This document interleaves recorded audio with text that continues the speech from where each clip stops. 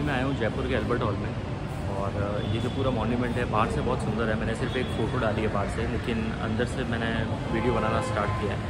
तो यहाँ इसकी शुरुआत जो है वो 1886 में हुई थी। अंदर एक म्यूज़ियम भी है, तो चलिए देखते हैं कैसा लग रहा है, क्या है अंदर।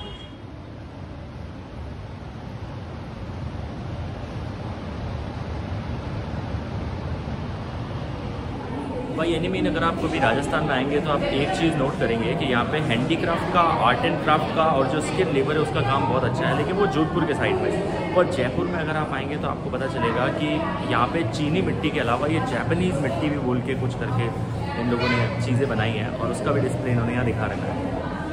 इस एल्बर्ट हॉल में एक और अच्छी चीज़ देखने को मिली है, क्योंकि उस टाइम पे क्ले का बहुत यूज़ होता था, और जितनी भी चीज़ें हैं, जितने भी बर्तन, जितने भी मॉन्यूमेंट्स हमने यहाँ देखे हैं छोटे मोटे बने हुए, वो सब कुछ क्ले के डमी के तौर पे बनाए गए हैं। और ऐसे टाइम पे एक कागज़ी चीज़ बनाई जाती थी, और कागज़ी का मतलब यूँ कि वो पेपर की तरह बहुत लाइट वेट होता था, तो उसको वो लोग कागज़ी पाटन बोलते थे। तो फिर देखते हैं कि वो पाटन के जो कागज़ी बर्तन थे वो कैसे दिखते हैं।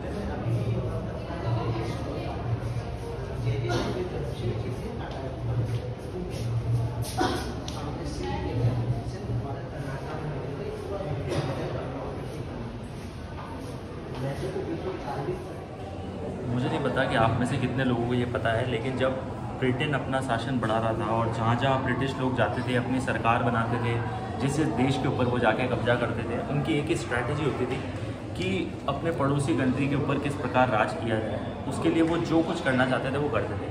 अब इवेंचुअली हुआ ये कि जब ब्रिटिश इंडिया था, यानी कि जो 200 साल के आसपास जब ब्रिटेन ने इंडिया के ऊपर राज किया, इंडिया के एकदम बॉर्डर पे लगता था चाइना, जिसके ऊपर ब्रिटेन की पकड़ बिल्कुल नहीं हो पा रही थी।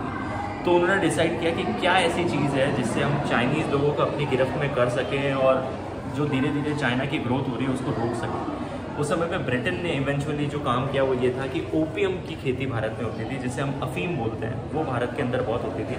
तो ब्रिटेन ने इंडिया से अफीम को स्मगल करते हुए चाइना में भेजा, और ऑलमोस्ट 15% जो आबादी है चाइना की, उसको अफीम की आदत लगा दी, ताकि चाइनीज़ लोग हमेशा ओपियम का नशा करते रहते थे और वो इवेंचुअली अपनी ग्रोथ पे इतना फोकस नहीं कर पाते थे। तभी चिल्लम, जो बहुत पहले भारत में यूज़ किया करते थे, लेकिन चिल्लम जो थी वो ब्रिटेन ने भारत में कैसे बनाना शुरू की, ऑलमोस्ट 18 to 1900 सेंचुरी के अंदर जो डिस्प्लेज होते थे वो कैसे थे, वो मैं आपको दिखाता हूँ।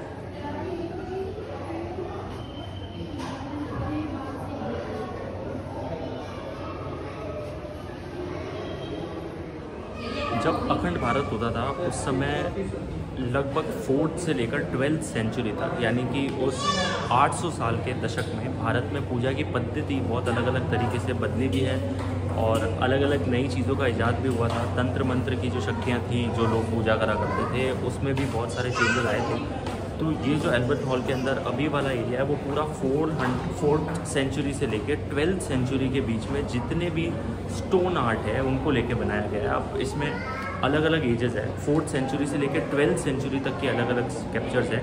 और ये बेसिकली जो अखंड भारत हुआ करता था, यानी कि जब इंडिया, अफ़गानिस्तान, पाकिस्तान, जब पाकिस्तान के 2 हिस्से नहीं हुए थे उससे पहले, जो अभी हम बांग्लादेश के तौर पे जानते हैं, उस सब के अलग अलग रीजन के पत्थर हैं, और उनसे जो आर्किटेक्चर है वो बना है। मैं आपको बताता हूँ वो कैसा दिख रहा है।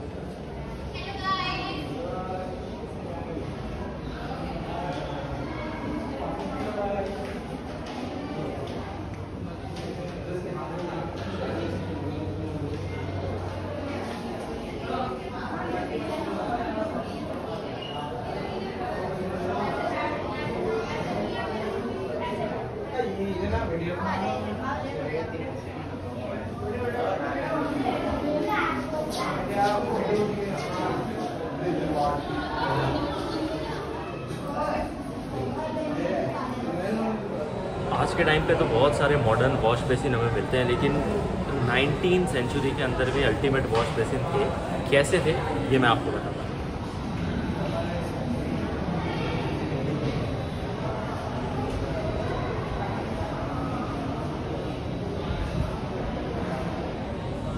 अलग अलग दौर में जो अलग अलग करेंसी होती थी, यानी कि जो मुद्रा होती थी वो किस तरीके से बनाई जाती थी, उसमें 2 चीज़ें होती थी। एक जैसे आज के टाइम पे हम नोट बोलते हैं, और एक जिन्हें हम कॉइन या फिर सिक्के बोलते हैं। सिक्के बनते थे अलग अलग मेटल के, कॉपर के, सिल्वर के, गोल्ड के, लेकिन जो पुराने ज़माने के नोट हुआ करते थे उस समय पे इस प्रकार का इंडस्ट्रियलाइजेशन नहीं था कि एक साथ कई सारे नोटों को छापा जाए। तो उसके लिए जो सबसे आसान विधि होती थी वो होती थी किसी भी मुद्रा के लिए कोई छाप बनाना, यानी कि आज के दौर में जिसे हम सील बोलते हैं। और फिर वो पुराने ज़माने के या तो कागज़ के ऊपर या फिर किसी कपड़े के ऊपर उस दरबार की छाप लग जाती थी और उस छाप को एक मुद्रा की तरह, एक करेंसी की तरह यूज़ किया जाता था। एल्बर्ट हॉल में कई सारी छाप, कई सारी मुद्राएं और उसको बनाने का जो ढांचा था उसके भी कुछ नमूने रखे गए हैं।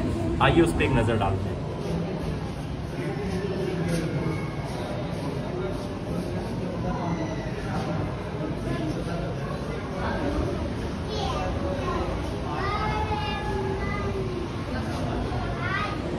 इंडिया के जिस भी रीजन में आप जाएंगे वहाँ किसी भी किले का, किसी भी मंदिर का, किसी भी मॉन्यूमेंट का जो एक मॉडल बना हुआ तैयार रहेगा, उस मॉडल पे हमेशा आपको चेस बोर्ड क्लिप नज़र आते हैं। और उन चौखट जो भी शेप बना है उसका सबसे बड़ा जो रीज़न होता है वो ये है कि जब भी आप चेस बोर्ड देखेंगे आपको उस मॉडल की साइज़ को कैलकुलेट करना, उसकी लेंथ को मेजर करना बहुत ईजी हो जाता है।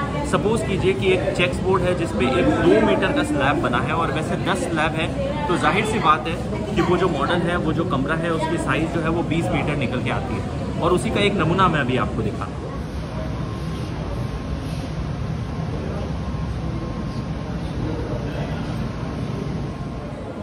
पहले के टाइम पे जब बेसिकली गन्स बहुत ज़्यादा नहीं हुआ करती थी, फाइटर जेट्स नहीं हुआ करते थे, जब लोग लड़ा करते थे तो दो चीज़ें होती थी, एक अस्त्र होते थे, एक शस्त्र होते थे। अस्त्र का मतलब वो वेपन है जो आप अपने एनिमी के ऊपर फेंक के मारते हैं, जैसे कि बॉ एंड एरो, जैसे हम धनुष और बाण कहते हैं, उसको हमेशा फेंक के मारा करता था। और उसी तरह से शस्त्र होते थे। शस्त्र जो है वो आप अपनी बॉडी के करीब रखते थे, जैसे कि तलवार हो गई या फिर कोई ऐसे हथियार हो गए जिससे आप अपने एनिमी के बहुत क्लोज जा रहे हैं और फिर उसको मार रहे हैं। तो शस्त्रों को कभी भी फेंका नहीं जाता था, वो अपने हाथ में रख के और लड़ा करते थे। तो इसीलिए इन दोनों के वेट में और जिस मेटल से वो बने होते हैं उसके अंदर भी थोड़ा सा डिफरेंस होता है।